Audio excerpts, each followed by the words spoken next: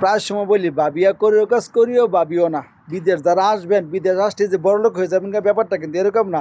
আবার বিদেশ আসলেই যে আপনি দেনার দায়ে ফকির হয়ে যাবেন ব্যাপারটা কিন্তু তো এরকম না। তবে আমি সবাই সবসময় বলি, আপনারা বিদেশ যাওয়ার আগে একবার না 10 বার ভাববেন, একবার না 10 বার যাচাই করবেন যেই জায়গাতে আসছেন, হ্যাঁ এই মালিকটা কীরকম বা কোম্পানিটা কীরকম, যেই জায়গার মধ্যে আসেন দয়া করে যারা বিদেশে আসেন আপনারা আসেন, সেলুট জানাই। আপনারা যেহেতু আমি প্রবাসী, আমি বলবো না যে আপনারা আইসেন না, কারণ আমি যদি বলি যে আপনারা আইসেন না তাহলে বলবেন যে শালাই গেছে, শালাই বড় লোক হোক আর আমরা কাজে সারাজন ফকির থাকি। ওরকম চিন্তা ভাবনা আমার নাই, ঠিক আছে?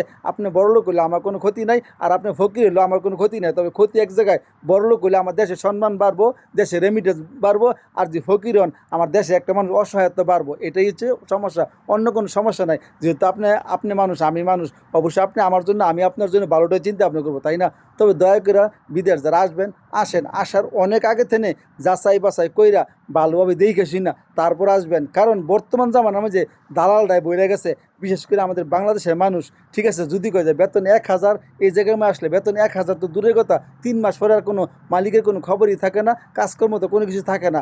বহুত হাজার হাজার লক্ষ লক্ষ মানুষ, বিশেষ করে সৌদি আরবে, যেহেতু আমি সৌদি আরব প্রবাসী, সৌদি আরবে রাস্তায় ঘুরতেছে, কাজ নাই, খানা নাই, থাকার জায়গা নাই। বিশ্বাস তো করতেন না, শুধুমাত্র বললে তো মানে আরও গালাগালি করেন আপনারা। এই জন্য এখন আর কোনো কিছু বলি না। আরে ভাই, আমি 21 বছর চলে আমার সৌদি আরবের মাটিতে, আমি যদি সৌদি আরব সম্পর্কে যদি কোনো কিছু না জানি তাহলে আপনি আমার কাছে ভালো জানবেন? আপনি বাংলাদেশে থেকে কি সৌদি আরবের খবর রাখেন? আমি এই দেশে থাকি। সৌদি আরবের সবচেয়ে উন্নত মানের জায়গা হচ্ছে মক্কা, যদিও রাজধানী রিয়াদে, আমি মক্কায় থাকি। তা আমি যদি মক্কায় থাকি, যদি ভালো কোনটা মন্দ এটা যদি আমি না বুঝি, আপনি বাংলাদেশে থেকে কই বেড়া এটা বিশ্বাস করা লাগবো?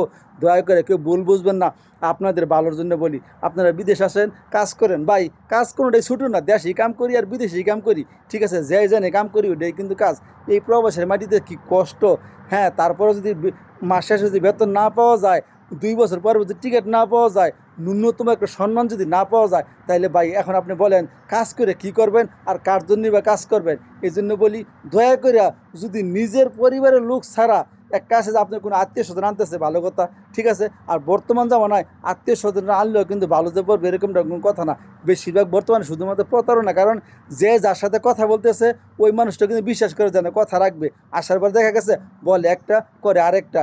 এই জন্য বলি, দয়া করে বিদেশ হওয়ার আগে খুব ভালো করে ঠান্ডা মাথায় 3 মাস 6 মাস প্রয়োজনে 1 মাস 1 বছর ভাবেন, 1 বছর যাচাই বাছাই করেন। আপনার এখন প্রায় ঘরে ঘরে মানুষ বিদেশ করে যাচাই করেন যে এই কোম্পানিটা কীরকম, এই মালিকটা কীরকম, যতটুকু পারেন জাইনে শুন না তারপর আইসেন, ঠিক আছে? অযথা আসার পর যদি কান্নাকাটি করেন না, আপনারও খারাপ লাগে, আপনার ফ্যামিলির মানুষের খারাপ লাগে। কিন্তু অনেকগুলো এই 5 লাখ 6 লাখ 4 লাখ 7 লাখ এত টাকা খরচ করে